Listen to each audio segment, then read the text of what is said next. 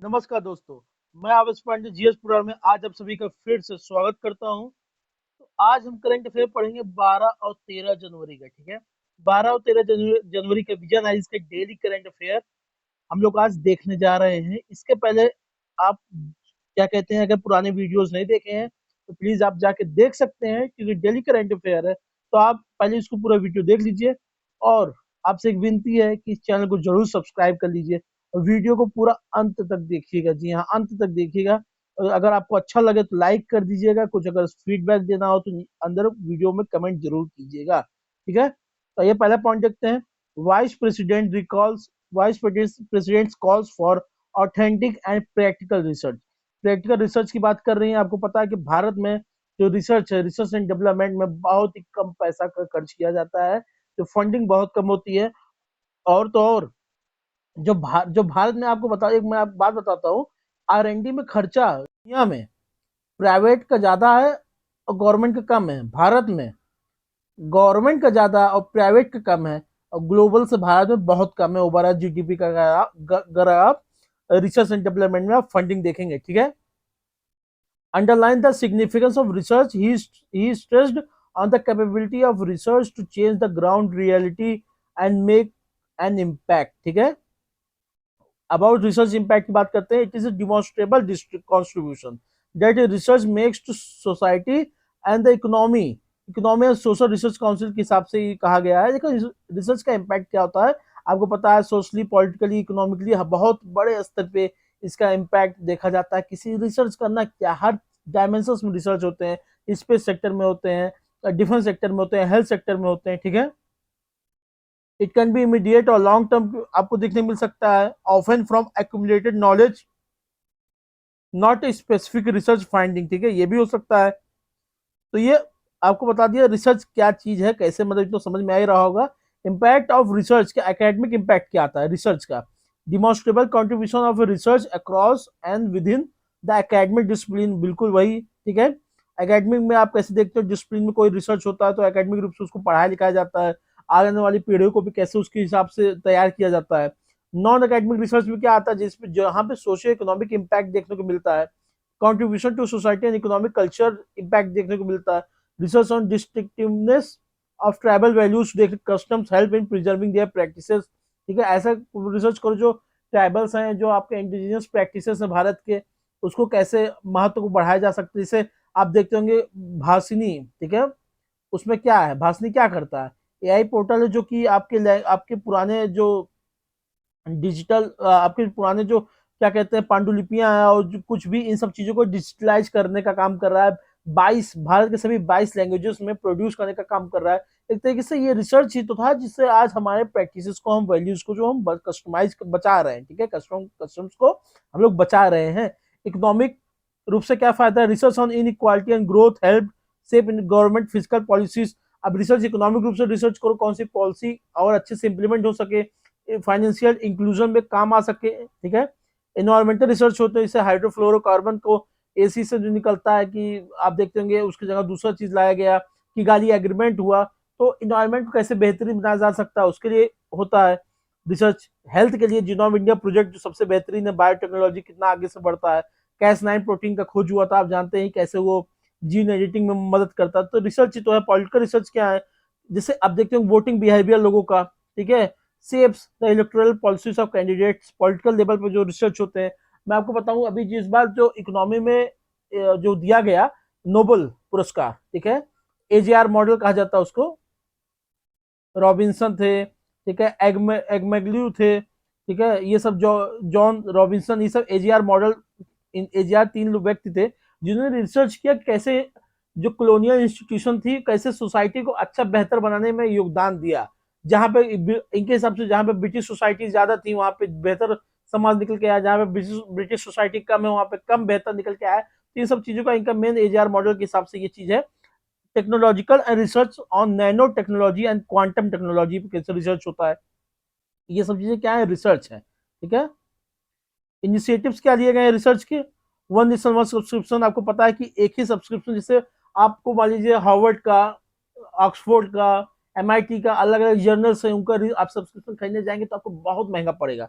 तो भारत सरकार ने कहा क्यों ना हम ही खरीद लेते हैं, मतलब एक वन नेशन वन सब्सक्रिप्शन, मतलब आप भारत सरकार की किसी एक चीज को सब्सक्राइब करेंगे तो दुनिया भर के आप पोर्टल मैगजीन आपको सब्सक्राइब मिल जाएंगे। ठीक है, तो ये फायदा हुआ वन नेशन वन सब्सक्रिप्शन का। विज्ञान धारा, ठीक है, तो जो आपका स्पार्क स्कीम आया, जो आपका एकेडमिक और रिसर्च कोलैबोरेशन को बढ़ाता है। पता चला एकेडमिक पढ़ाई अलग हो रही है, रिसर्च के लिए अलग काम हो रही है, तो यहाँ पे गैप दिखने को मिलता है। Impacting research on innovation and technology imprint, ठीक है, ये सब चीजें क्या इनिशिएटिव्स हैं रिसर्च के। आइए अगला टॉपिक देखते हैं। Former union minister of electronics and IT advocate sovereign AI. Sovereign AI क्या है? मतलब आपका खुद का एआई जिसपे भारत सरकार का अपना कंट्रोल हो और कोई एक्सटर्नल किसी फैक्टर से वो क्या कहते हैं ना चले, मतलब उसके जगह गवर्न ना हो, अपना सब कुछ अपना लोकल, सब कुछ भारत का अपना स्वदेशी हो, अपना डेटा लोकलाइज्ड हो, अपना ए टू जेड, हमने एआई का जनरेशन भी हमारा भारत खुद का हो। जैसे चैट जीपीटी है, आप चैट जीपीटी पे भरोसा नहीं कर सकते, बड़े बड़े मंत्र आप अजय शंकर सर का एक वीडियो देखे होंगे जो बोलते हैं कि मुझे चैट जीपीटी पे भरोसा नहीं है, मैं उसके द्वारा कोई अपना क्या कहते हैं स्पीच तैयार नहीं करता हूँ। ठीक है, तो क्योंकि एआई अपना सॉवरेन नहीं है, कोई देश चैट जीपीटी पे काम करने लगा कैसे चलेगा? तो अपना खुद का एक सोवरेन एआई होना चाहिए। सोवरेन एआई क्या चीज है? जिसे उन्होंने बताया है कि गवर्नमेंट ऑफ इंडिया का एआई और प्राइवेट का एआई मिला के सोवरेन एआई, मतलब भारतीयों का हो, सरकार हो, पीपुल, यानी पब्लिक प्राइवेट पार्टनरशिप के साथ मिलकर एक अपना एआई बनाना चाहिए। It can broadly be understood as national capabilities की बात कर रहा है and control over AI technologies and associated data. ठीक है, this often includes the AI technologies are deployed and operated as well as the policies and personal use to operate the AI technologies and protect data. मतलब आपके personal भी आपके अपने हैं, यहाँ के लोकल से, मतलब भारतीय है, टेक्नोलॉजी भी आपकी भारतीय है, सब कुछ मतलब ए टू जेड से वो सोवरेन होना चाहिए। अब गवर्नमेंट एआई क्या चीज है? देखिए, गवर्नमेंट एआई का मतलब ये है कि deployment of AI in the use of cases related to governance such as delivery of public services. ठीक है, गवर्नमेंट एआई जो आप जैसे कि अब वो देखते होंगे इनाम, ठीक है, इनाम है, हाँ, वन नेशन वन डिस्ट्रिक्ट का जो क्या कहते हैं ओएनडीसी चलाया गया था scheme, one district one project, जिसको लेके आप एक वो एप्लीकेशन बनाया गया था डिजिटल कॉमर्स, ठीक है ना, एक मैं उसका नाम भुला रहा हूँ, आपको एग्जांपल दे देता हूँ। वहां पे जो क्या कहते हैं जिस सभी, जैसे आपका अमेजोन हुआ, फ्लिपकार्ट हुआ, सब एक ही एप्लीकेशन पे खुल जाएगा, आप वहां से कुछ भी मंगा सकते हो। तो मुझे स्पेसिफिकली अभी वो नाम नहीं याद आ रहा है, लेकिन वो भी एक तरीके से सोवरेन एआई का क्या कहते हैं एग्जाम्पल हो सकता है। भारत ने इनिशिएटिव्स क्या क्या लिए हैं? India initiative for sovereign AI का इंडिया एआई मिशन 2024 का भारत सरकार का अप्रूव किया गया। मेजर्स लिए गए जैसे private sector, Tata group and Nvidia, ठीक है, to build state of the art AI super computers. Reliance industry ने नेविदिया के साथ भी किया to develop foundation of LLM tailored for generation AI. ठीक है, जनरेटिव एआई की बात कर रहा है, trained on the diverse language of India. ठीक है, टाटा सुपर कंप्यूटर पे काम कर रहा है और रिलायंस जिसे आप चैट जीपीटी का रूप भी नहीं देखते, उसके ऐसा ही कुछ बनाने के लिए भारत का अपना हो, रिलायंस का अपना हो, तो नेविडिया के साथ रिलायंस ने कर रखा है, समझौता कर रखा है। सिग्निफिकेंस क्या होगा अगर सोवरेन होगा भारत, तो क्या सिग्निफिकेंस होगा? स्ट्रेटेजिक एडवांटेज मिलेगा भारत को। ठीक है, AI capabilities can take on strategic goals of protecting our own economic interest. ठीक है, weaponization by countries in the increase, जैसे आप इसको वेपनाइज किया जा सकता है आने वाले समय में। आपका एआई है नहीं, ठीक है, आपके पास है नहीं, सब कुछ विदेशी का है, तो वो लोग मान लीजिए अमेरिका का कभी आपकी लड़ाई हो गई तो आप एआई का यूज कर सकते हो। आपको पता है जब भारत के साथ कारगिल का युद्ध हो रहा था तो अमेरिका ने जीपीएस का एक्सेस देने मना कर दिया था कि हम आपको पाकिस्तानी सेना की एग्जैक्ट लोकेशन नहीं देंगे। ठीक है, ये भी दिक्कत हो गई थी। तो आपको क्योंकि सोवरेन था नहीं, स्ट्रेटेजिक आपको एडवांटेज नहीं मिलेगा। इकोनॉमिक क्या फायदा है? To enable India's innovator and entrepreneurs to compete the big tech models and platform. ठीक है, आपके अपने लोगों को बड़े बड़े जो ये कंपनियां इनसे कम्पीट करने का मौका मिलेगा, क्योंकि आपको पता है डेटाबेस आपके पास अपना लोकल है, आपके पास अपनी टेक्नोलॉजी है, आपको सब कुछ सोवरेन है। ठीक है, ये आपको फायदा मिलना है यहाँ पे। अब नेक्स्ट क्वेश्चन देखते हैं। India joins the UN committee of experts on big data and the data science of official statics, यानी यूएनसीबीडी। ठीक है, यूएनसीबीडी ज्वाइन कर लिया है इंडिया ने। It marks a step towards revolutionising statistical production and highlights India's commitment to leveraging data technology for informed decision making के लिए। ठीक है, सिग्निफिकेंस क्या है भारत को ज्वाइन करने से? स्ट्रेटेजिक अपॉर्चुनिटी मिलेगी, align domestic advancement, international goals, learning and global best practices, streamline statistical productions driven innovation in data collection process and analysis में आपको मदद मिलेगा, इंप्रूव डिसीजन मेकिंग, ठीक है। मेजर इनिशिएटिव्स क्या लिए गए बिग डेटा के। बिग डेटा होता क्या, देखिए बिग डेटा मेनली आप जान लीजिए जैसे एक कोई लार्ज स्केल डाइवर्सिटी कॉम्प्लेक्सिटी हो किसी एक डेटा को लेकर, आर्किटेक्चर, टेक्निक्स, एल्गोरिथम, एनालिटिक्स, एक तरीके से जैसा कि आप फेसबुक है, फेसबुक का इतना बड़ा डेटा, इतना सब कुछ कहाँ स्टोर हो रहा है, एक बिग डेटा। एक छोटा डेटा क्या है, एक स्मॉल डेटा, मतलब नॉर्मल डेटा क्या है।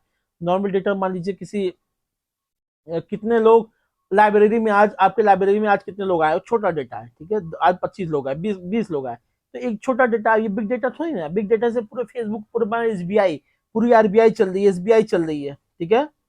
सीबीसी कोर बैंकिंग सॉल्यूशन का नाम आप सुनेंगे, सीबीएस कोर बैंकिंग सॉल्यूशन जो आरबीआई का चलाता है, ई कुबेर, ठीक है, ई कुबेर चलाता है। तो ये क्या है, बिग डेटा में आएगा। आप समझ गए ना बिग डेटा क्या है। It includes structured data, structured data जैसे इन्वेंट्री डेटाबेस हुआ, लिस्ट ऑफ फाइनेंशियल ट्रांजेक्शंस जो भारत भर में मान लीजिए एसबीआई में जितने भी फाइनेंशियल ट्रांजेक्शन हो रहे हैं। अनस्ट्रक्चर्ड डेटा जैसे आपके सोशल मीडिया पोस्ट है, वीडियोज है। Mix data sets, use of train large language models for AI. Characteristics क्या बिग डेटा के, जो वॉल्यूमली बहुत ज्यादा होते हैं, कई वेराइटीज ज्यादा होती है, वेलोसिटी उनकी ज्यादा होती है, high rate of change, veracity भी होती है, अनसर्टेनिटी एंड इनकम्प्लीटनेस, ठीक है। मेजर इनिशिएटिव्स मैंने आपको बता दिया, जैसे national data and analytics platform NDAP big data initiatives लिया गया था। Future skills prime programme for reskilling and upskilling of IT manpower to employability का। यूएनसीबीडी क्या चीज है, ये 2014 में बना था, ऑस्ट्रेलिया इसकी पहली मेजबानी किया था, ठीक है। इसके 41 मेंबर देश हैं और 16 इंटरनेशनल ऑर्गेनाइजेशन हैं, इंडिया भी इसका मेंबर हुआ है, ये भी आपने पढ़ लिया, ठीक है। एप्लीकेशंस का बिग डेटा का इस्तेमाल क्या क्या हो सकता है, हेल्थ केयर में होता है, जैसे नहीं आपको मान लीजिए अब आयुष्मान भारत कार्ड, इसका कहीं ना कहीं डेटा तो स्टोर हो रहा है, ठीक है। सबका एक हेल्थ आईडी बना दीजिए, कोई बीमारी हो किसी डॉक्टर के पास जाओ, वो हेल्थ आईडी अपने कंप्यूटर में लॉग इन करेगा, सारा डेटा आप जान जाएगा कि आपको पहले कौन सी बीमारी थी, आप कौन सी बीमारी थी, हिसाब से अपने प्रिस्क्राइब मेडिसिन आपको प्रिस्क्रिप्शन सही से दे सकेगा। हेल्थ में, लॉजिस्टिक, ट्रांसपोर्ट में, सप्लाई चेन में मदद करेगा सही से, मार्केटिंग एंड एडवर्टाइजमेंट में मदद करेगा, प्रिसाइज टारगेटिंग। जैसे यूट्यूब पे देखते हो प्रिसाइज टारगेटिंग होता है, कैसे कौन सी ऑडियंस क्या देखना चाहती है, जैसे आप स्टूडेंट्स यूपीएससी पीसीएस से मेरा वीडियोस आप देख रहे हो, ठीक है। अब बाकी तो मैं समझ गया ना, एक मार्केटिंग एंड एडवर्टाइजमेंट में कैसे बिग डेटा का इस्तेमाल होता है। अब इसका एग्जांपल देख सकते हो, जो एनालिटिका कंपनी थी ना, फेसबुक की, जो फेसबुक ने डेटा दे दिया था कि भारत में कैसे चुनाव को प्रभावित किया जा सकता है, ये सब चीजों को लेकर स्मार्ट सिटीज में उसको बनाने के लिए एआई ड्रिवन सॉल्यूशंस जो अर्बन चैलेंजेस में जो है, एजुकेशन में पर्सनलाइज्ड लर्निंग होती है, इंप्रूविंग एजुकेशनल क्वालिटी बढ़ाई जाती है। सुपर कंप्यूटर्स के आज को इस्तेमाल होने लगे हैं पढ़ाई में। अर्थ साइंस में क्लाइमेट एंड अर्थ स्टडीज में वेदर मॉडलिंग में यूज होता है, ठीक है। बिग डेटा, आप जैसे आईएमडी कैसे बता देती है कि वेदर आने वाला है, क्या वो तूफान आने वाला है, बिकॉज ऑफ बिग डेटा।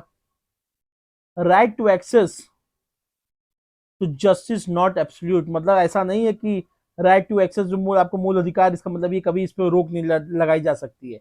इसका मतलब यही सुप्रीम कोर्ट कह रहा है, इट इज नॉट एब्सोल्यूट, मतलब it can be denied, acknowledging the right to access to justify as the cornerstone of democracy. Supreme Court recently imposed a penalty on a petitioner for filing multiple frivolous litigation that burden the judicial system.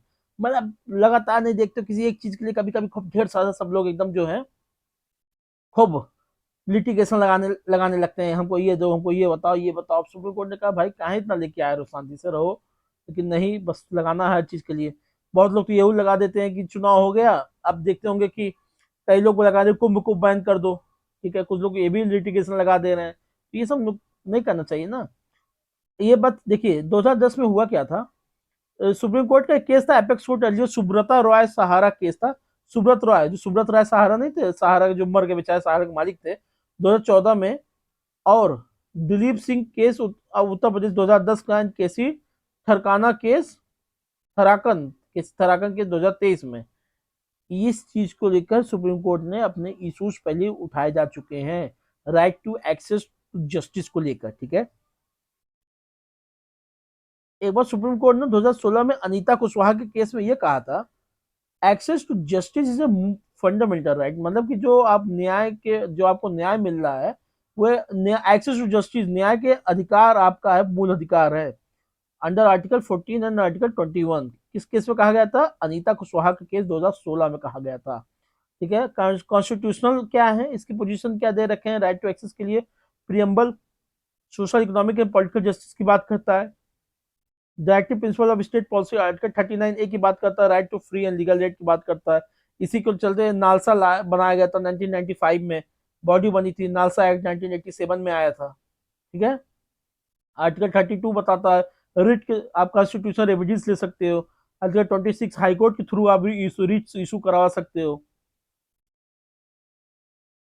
ठीक है, PIL, अब public PIL क्या होता है? जो आप जाके किसी, जैसे मान लीजिए इमरजेंसी है, मूल अधिकार का हनन हो रहा था, आप डायरेक्ट सुप्रीम कोर्ट चले गए, सर आप जल्दी फैसला सुनाइए नहीं दिक्कत हो जाएगा, सुप्रीम कोर्ट फैसला सुना दिया तो उसको पीआईएल के थ्रू, पब्लिक इंटरेस्ट लिटिगेशन के थ्रू आप डायरेक्ट, आप मतलब कि जरूरी नहीं है अगर आपका ही प्रॉब्लम हो तभी आप जाओ, कोई आपकी तरफ से कोई और भी जा सकता है। ठीक है, एडगार होता है, अल्टरनेट डिस्प्यूट रेजोल्यूशन मैकेनिज्म भी होता है, कोर्ट के बाहर आप जो है समझौता करो। India's G20 sherpa highlights the need for India to be global champion in sunrise sector. देखिए शेरपा क्या होते हैं? शेरपा नेपाली या चाइनीज तिब्बतन इलाकों में जो शेरपा होते हैं ना, जो सबसे आगे बढ़ते हैं, मतलब कि जो रक्षक कहलाते हैं, हिमालयन रक्षक कहलाते हैं एक तरीके से ये लोग, शेरपा वहां पे होता है, तिब्बतन वर्ड में आता है। तो भारत की तरफ से एक शेरपा बैठा जाता है G20 मीटिंग में। शेरपा करता क्या है? मान लीजिए भारत की तरफ से कोई शेरपा बनाया गया, तो जहां G20 की मीटिंग होनी रहेगी, 20 देश के शेरपा बनाए जाते हैं, जितने 20 देश हैं सबके एक एक शेरपा बनाए जाते हैं, और सब इकट्ठा होते हैं, तय करते हैं भाई जो अभी मीटिंग होनी क्या कैसे होना है, ढांचा तैयार करते हैं, फिर आपके जो राष्ट्र अध्यक्ष होते हैं सब इकट्ठा होते हैं और ये मीटिंग करते हैं। ठीक है, भारत की तरफ से शेरपा उस समय अमिताभ कांत साहब थे, जब भारत में G20 की मीटिंग हुई थी। While addressing Bharat Climate Forum 2025, he highlighted the need for India's becoming a global champion in the sunrise sector. Sunrise sector जो आपके स्टार्टअप में आपको ज्यादा वो माहौल दिखेगा, हाँ स्टार्टअप है, ग्रोथ जिसकी अच्छी है, वो सनराइज सेक्टर में आ जाता है। ठीक है, बिकम, ये हेल्प क्या करेगा आपको? 2047 तक $32 ट्रिलियन इकोनॉमी बनने में आपको मदद करेगा sunrise sector. Sunrise industry is term used for the sector that is developing and poised for rapid growth. वही मतलब डेवलप हो रहा है, डेवलप रिलायंस रिलायंस को आप नहीं कह सकते, छोटी छोटी चीजें, जैसे क्या आप सोलर में देख सकते हो, सोलर पैनल में नई कंपनियां आई हैं। ठीक है, typically such industries register high growth rates and have numerous startups, plenty of fundings, इनके पास फंडिंग काफी अच्छा खासा होता है, जैसे सेमीकंडक्टर, एआई में, क्लीन मोबिलिटी सिस्टम्स में, वो जिनोमिक्स, फार्मा, इन सब चीजों में। सिग्निफिकेंस क्या सनराइज सेक्टर में? इकोनॉमिक एंड ग्रोथ डाइवर्सिटी देखने को आपको मिल सकती है, टेक्नोलॉजिकल एडवांसमेंट देखने को मिल सकता है आईटी एंड एआई की यूज से, मशीन लर्निंग का भी, सस्टेनेबल डेवलपमेंट भी, आपको एनवायरमेंटल कॉस्ट भी आपका बेहतर होगा। जैसे भारत नेट जीरो का अपना किया है ना 2070 तक, भारत नेट जीरो को गेन करेगा, ऐसा भारत का कमिटमेंट। अब होगा नहीं होगा नहीं पता, लेकिन ऐसा कमिटमेंट है भारत का। चैलेंजेस क्या है सनराइज सेक्टर्स के? Challenges for sunrise sectors in India, limited access to capital, sectors like renewable energy, biotechnology, ठीक है, EVs requires substantial upfront investment की बात कर रहा है, skilling gaps, lack of educate industry academia convergence result in skill gaps in workforce required these sectors. Technological challenges क्या है? Critical technologies and components such as conductors are largely imported, making sectors vulnerable to global disruption. आप critical technology से आप देखते होंगे largely Bharat बनाता नहीं, import करता है। आप यही देख लीजिए, सोलर है, सोलर पैनल क्यों भारत में इतना महंगा है? क्योंकि अभी ज्यादातर हम लोग मंगाते हैं उसका, हमारे पास प्रोटेक्शन का वो है नहीं, महत्व तो नहीं है। ठीक है, मेजर्स क्या लिए गए हैं इस सेक्टर्स को प्रमोट करने के लिए? पॉलिसीज बनाई गई, जैसे startup India, national electric mobility mission plan, ठीक है, आत्मनिर्भर भारत, फाइनेंशियल इनिशिएटिव्स क्या लिए गए हैं? जैसे PIL scheme, fame scheme for EVs, electronic vehicle की बात कर रहा है, इंफ्रास्ट्रक्चर एनहेंसमेंट के लिए रिन्यूएबल एनर्जी पार्क्स, ठीक है, बल्क ड्रग्स, पीएम मित्रा पार्क भी इसी में आ सकता है, R&D, research and development, national quantum mission में, नेशनल मिशन और transformative mobility, battery storage, national AI mission भी इसमें आप यूज कर सकते हो। ठीक है, micro finance, delinquencies nearly double in a year, micro financing होती क्या है, जब आप एक कोलेक्टर फ्री लोन देते हो individuals and belongings to a lower income household जिनका एनुअल इनकम 3 लाख से कम है, ठीक है, having annual income up to 3 lakh या 3 लाख से कम है, और आप एक कोलेक्टर फ्री लोन उनको देते हो, ठीक है, treated as micro finance loan में आपका आता है, आरबीआई उसको मानता है। Micro finance is a provision of thrift credit and other finance services, ठीक है, वही जो मैं आपको बता दिया। फाइनेंशियल अब सिग्निफिकेंस क्या है, माइक्रो फाइनेंस से आपको फाइनेंशियल इंक्लूजन बढ़ता है, ठीक है, फाइनेंशियल इंक्लूजन मतलब स्मॉल छोटे छोटे स्तर के लोग, फार्मर, किसान, ये सबको भी अगर डेट लेना हो, पैसा उधार लेना हो, लोन लेना हो, तो बैंक के थ्रू इनका इंक्लूजन हो जाता है, इनके जैसे आधार कार्ड बना, इतना बड़े स्तर पे प्रधानमंत्री जन धन योजना के तहत इतना बैंक अकाउंट खुले, ठीक है, तो इसे ये सब फाइनेंशियल इंक्लूजन के ही प्रकार है।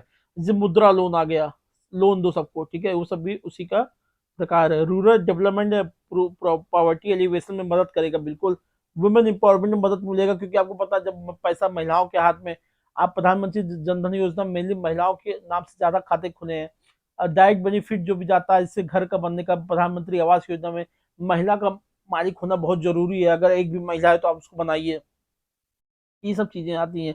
चैलेंजेस क्या फेस कर रहा है micro finance institution, facility facing difficulties in racing low cost long term fund, ठीक है, लो कॉस्ट में आप लॉन्ग टर्म फंड दोगे तो ये दिक्कत कर रहा है।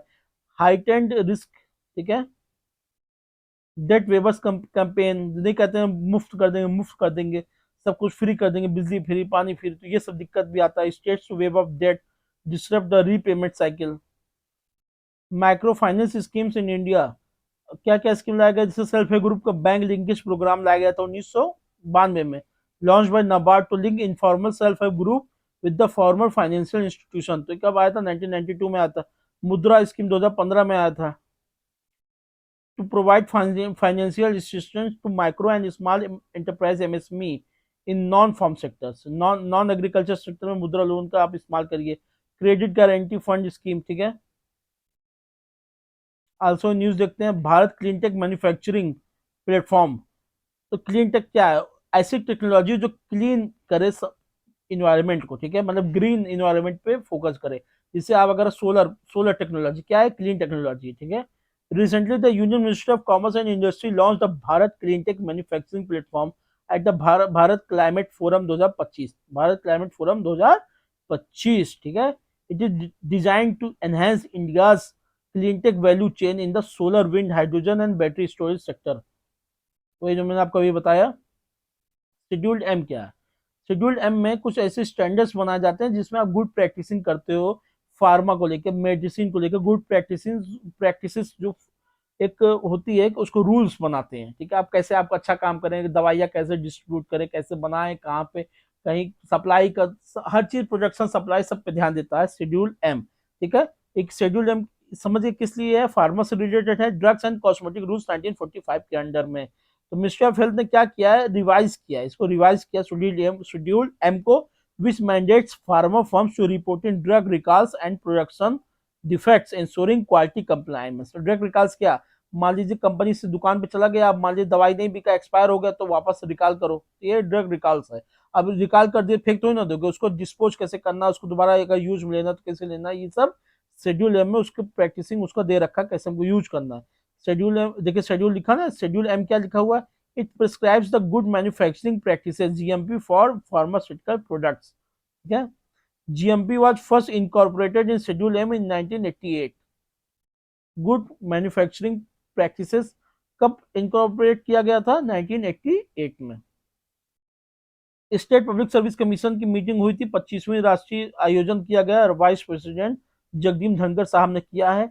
आइए देख लेते हैं, स्टेट पब्लिक सर्विस कमीशन जैसे यूपी में यूपी पीसीएस, बिहार में बिहार पीसीएस, इन सब के चेयरपर्सन गए थे इस मीटिंग में। और कॉन्स्टिट्यूशनल बॉडी है ये, 315 से 323 तक के आर्टिकल में आती है, ठीक है। गवर्नर अपॉइंट करता है 316 के तहत, और इनका टर्म ऑफ ऑफिस क्या होता है, 6 और 62, ठीक है, मैक्सिमम 6 साल रहेंगे, या फिर 62 जो भी पहले कंप्लीट हो जाए। और इनको रिमूव कौन करता है, राष्ट्रपति करता है, ठीक है, जैसे same manner as the member of union public service commission, ठीक है।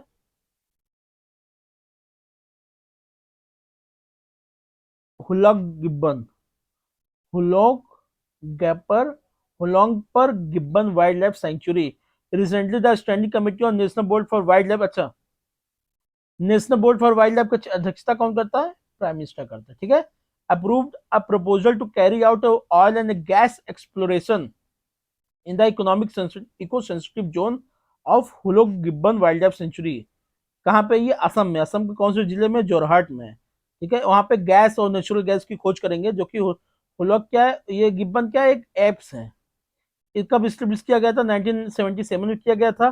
Contains India's only gibbon, the hoolock gibbons and north eastern India's only nocturnal primates, Bengal slow lorises, ठीक है। ये सब भी होलॉक गिब्बन भी उसी में आते हैं। कहाँ पे? जो ये होलॉक गिब्बन वाइल्ड लाइफ सेंचुरी, इसी में।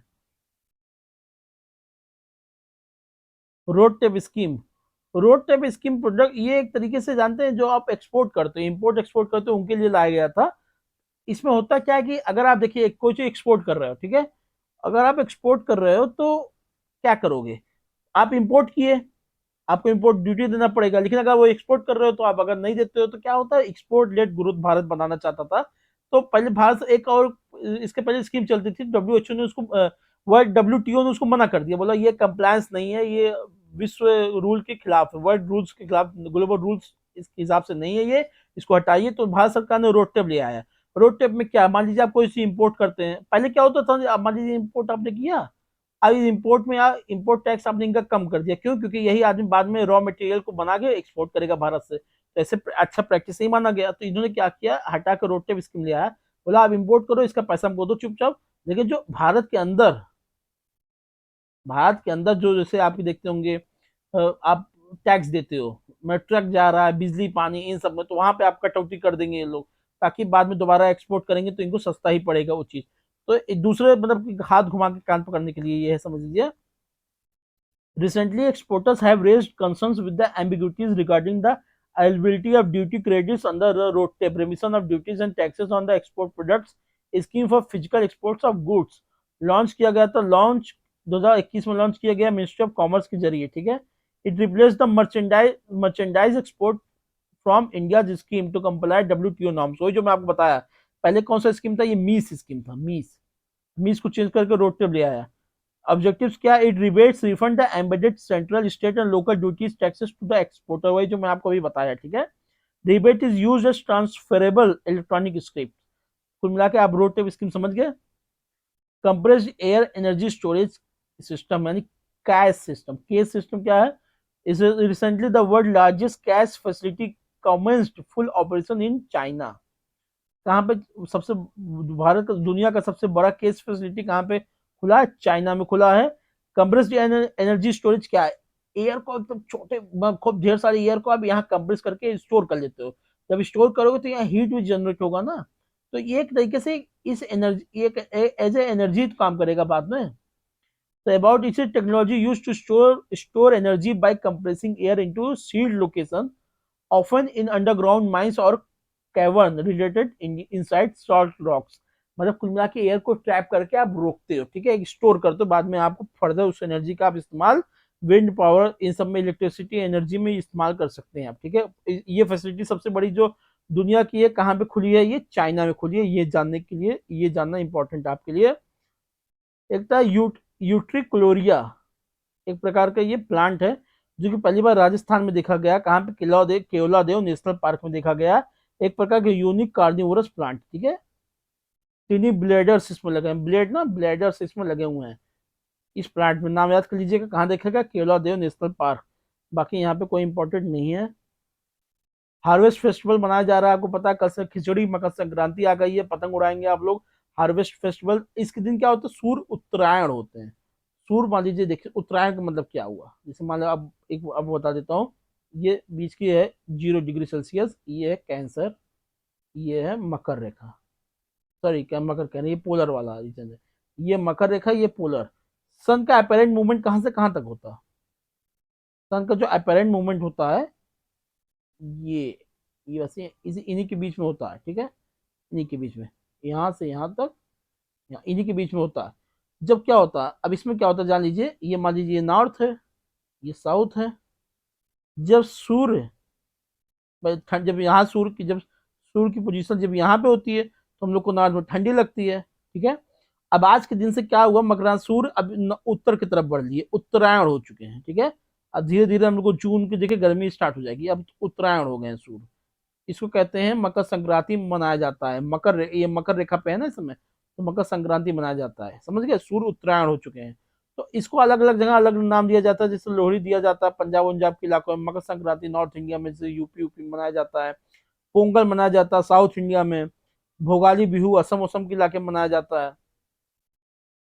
इंडो बर्मीज पेंगुलिन देखा गया recently, scientist from zoological survey of India have discovered new species of Indo Burmese pangolin based on genetic analysis and specimens, ठीक है। It is distinct phylogenetic species of Asian pangolin. ये dark brown colour की है, जो इसका scale होता है वो डार्क ब्राउन कलर का होता है, ठीक है। तो ये अरुणाचल प्रदेश असम के इलाके मतलब मेनली नॉर्थ ईस्ट के इलाकों में ये पाया गया, देखा गया है। हत्ती ट्राइब्स बॉर्डर त्योहार festival locally known as Magho को त्योहार, the largest annual celebration of the Hatti tribes of Transgiri regional of Himachal Pradesh. तो हट्टी ट्राइबल्स मेनली कहाँ के हैं, या जान लीजिए कहाँ ये रहने वाली जो ट्राइब है कहाँ की है, हिमाचल प्रदेश की। इंपॉर्टेंट ये है, इनको शेड्यूल ट्राइब में नोटिफाइड किया गया, ठीक है, कब 2023 में किया गया था। उत्तराखंड हिमाचल प्रदेश के इलाकों में ये लोग रहते हैं। तो आज का हमारा करंट अफेयर समाप्त होता है। आपको जो कोई भी सजेशन देना हो, जो कोई फीडबैक देना हो, प्लीज नीचे कमेंट के नीचे जरूर दे, ठीक है। बहुत बहुत धन्यवाद आप सभी का, आपका दिन शुभ मंगलमय हो। जय हिंद, जय भारत।